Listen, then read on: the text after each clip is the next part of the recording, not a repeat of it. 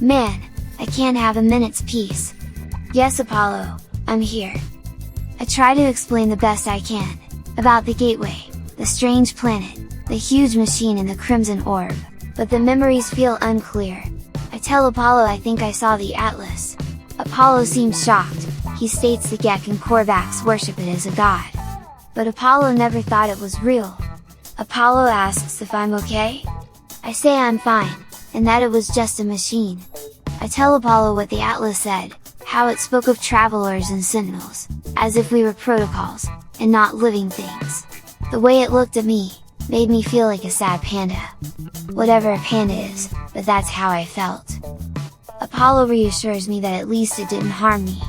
They say they believe there's something in what I've just said, but not about the panda. Apollo thinks we should investigate, as this could lead us to the Sentinel nest, and then we'll be rich. Or dead. I say that I agree we should investigate, with caution. Not a fan of the being dead part. On that note, I mention Artemis' grave, and Null. In shock, Apollo exclaims, "Artemis is dead?" There's a long pause, before he asks how. He seems to feel guilty for teasing Artemis.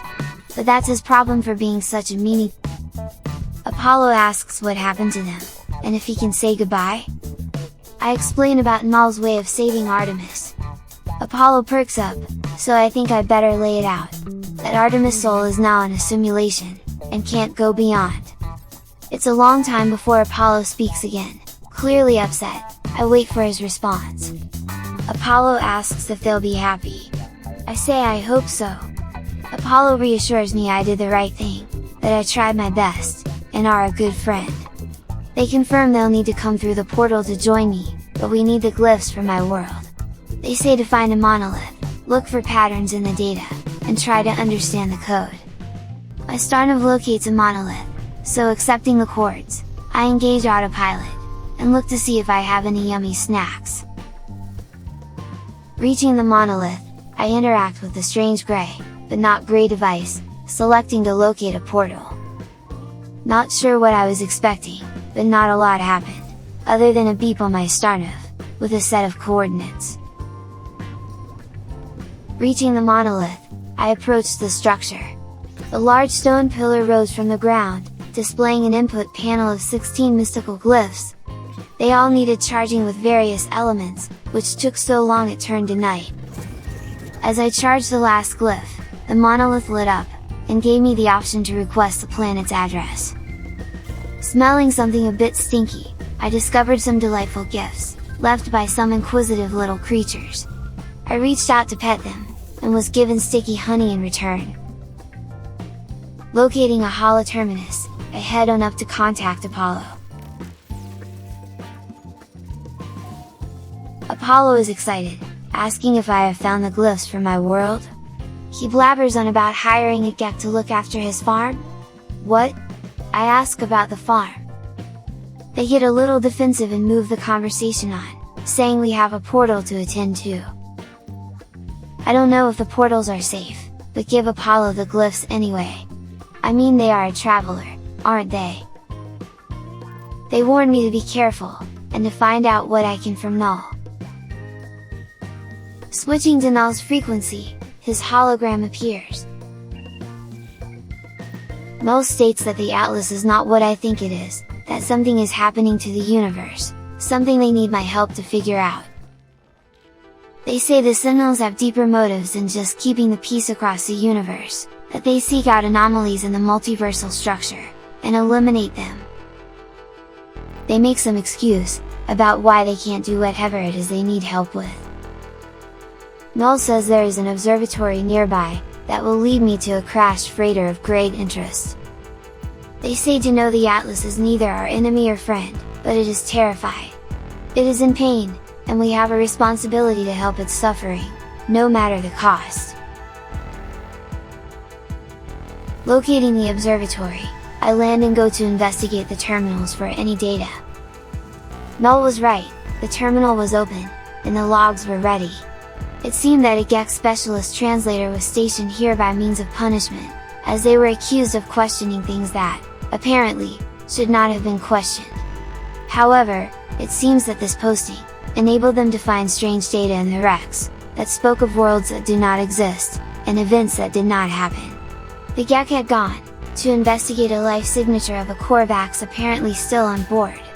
They never returned. So this is how Nada and Polo met. Is this how my friends found each other? That's really cool. Extracting the coordinates, they point me to a crashed freighter, on another world. With the coordinates input, I make my way to the crashed freighter location, apprehensive as to what I may find. This planet always gives me the creeps, but my journey keeps taking me here. The freighter was named MS Sister of Agoya Tisun. I locate its distress beacon, and read the log. The crew manifest is missing, and the log seems to be dark. It talks about Sentinels as a swarm, how they acted erratically, not attacking, but just watching. It seemed that the Sentinels were peaceful, and no longer a threat. But we were wrong. They attacked as one, the attack coordinated across vast distances. In a mass extermination, the Sentinels annihilated all biological life within the universe, in 54.2 standard minutes. That's gotta be a Guinness record. Only I remained. The Korvax, to their credit, stood with me in the end, concealing me within their flotilla. They are coming, I hear the screams of my friends. The Sentinels have found me. I told Nada to leave, that we are not alone. That Nada would find me again in another universe. More just like me. Error. Unexpected log termination. Oh crap! Casually dipping into the sticky honey, I suddenly realize there's an incoming transmission. It's Artemis! They excitedly tell me they've escaped, having no idea of their new life within a simulation. They continue to tell me about their new world, with a sun, and life. Artemis says they are ready, that this time there will be no shifting stars to stop us. Transmitting me a new star chart, they assure me we'll find each other soon. I continue the deception, saying I will help, but that a lot has happened since we last spoke. Telling them I am currently on an urgent mission for a traveler named Null, that I have their chart, and will assist when I can, but it may be some time. I encourage them to try and find another way off their world. Artemis wishes me luck, and terminates the communication.